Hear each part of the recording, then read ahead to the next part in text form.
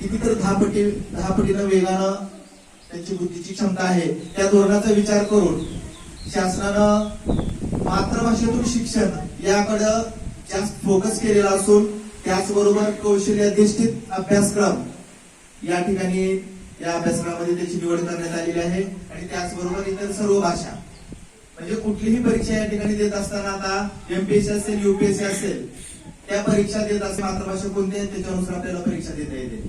राहिला प्रश्न इंग्रजी विषयाचा. इंग्रजी विषय हा ऐच्छिक म्हणजेच आपल्याला आंतरराष्ट्रीय जगामध्ये जगत असताना त्या इंग्रजी विषयाचंही या राष्ट्रीय शैक्षणिक धोरणामध्ये महत्व खूप प्राप्त करून दिलेलं आहे. म्हणजेच मातृभाषा आणि इंग्रजी आणि तुम्हाला ज्या भाषा अवगत करायच्या त्या सर्व भाषाविषयीचं सगळं ज्ञान या राष्ट्रीय शिक्षण धोरणामध्ये या ठिकाणी दिलेलं आहे.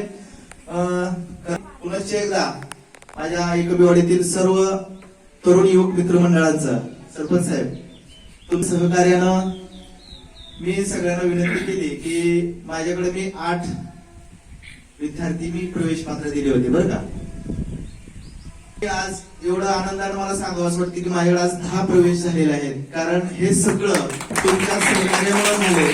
कारण आजच्या काळामध्ये प्रत्येक ठिकाणी म्हणजे गल्लोगल्ली असेल किंवा शहरात असेल प्रत्येक ठिकाणी शाळा शासन देते. स्वयं अर्थसहित शाळा पैसे घ्या पालकाकडून आणि शाळा चालवा.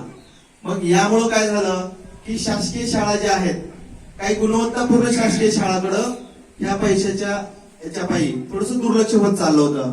परंतु पाणी फाउंडेशनची आठवण मी तुम्हाला प्रत्येक वेळी सांगतोय. मी शाळा कशासाठी घेतले मी माझ्या मनाला एक विचार केला की जे गाव राज्यामध्ये प्रथम क्रमांकाचं द्वितीय क्रमांकाचं पारितोषिक मिळते त्या गावात खरंच काम करणं म्हणजे एक आनंदपूर्वक असणार आहे. त्याचा विचार करून मी हे गाव घेतलं आणि त्याचा अनुभव मला आज पाहायचा मिळतोय. कारण सर्वजण तुम्ही एवढं एकोप्यानं आणि माझ्या शब्दावर विश्वास ठेवला. मी बाहेरच्या गावचा असेल किंवा माझे काम आहे मी शिक्षक आहे या गावचं मी काम करत असताना माझ्या वरती एवढा जेवढा तुम्ही विश्वास ठेवलाय दीपक भैया असतील आमचे सूरज भैया असतील त्याचबरोबर महाराज भाऊ असतील आणि खंडू भाऊ तुमचं खरोखरच मी मनापासून आभारी आहे. कारण मी तुम्हाला फक्त एकदा शब्द टाकला की बाबा मी तुमच्या विद्यार्थ्यांचं नुकसान होऊ देणार नाही.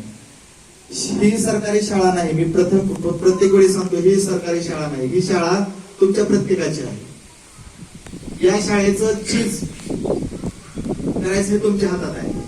ही शाळा आपण खूप पुढे न्यायची आहे. फक्त तुमच्या गाववाल्यांना अभिमान वाटेल असं मी बाहेरच्या मी त्यावेळी पण सांगितलं बाहेरच्या जगाचा विचार करणार नाही. फक्त प्रत्येकाला वाटलं पाहिजे की ही शाळा माझ्या गावची आहे. याच पद्धतीने मी या ठिकाणी काम करल. आमच्या भगिनी आहेत एवढे आहेत आमच्या चव्हाणताई आहेतच आमच्या सोबत. या सगळ्यांच्या सहकार्यानं या गोष्टी आम्ही सहज शक्य पूर्ण करू. कसल्याही प्रकारचा अविश्वास आमच्या तुमच्या येणार नाही अशा पद्धतीचं आम्ही आमचं काम करू. गुणवत्ता प्रथम प्रायोरिटी माझी फक्त गुणवत्ता असेल. बाकीच्या भौतिक सुविधा तुमच्या हातात आहेत. सरपंच साहेब त्या गोष्टी करणारच आहेत पूर्ण.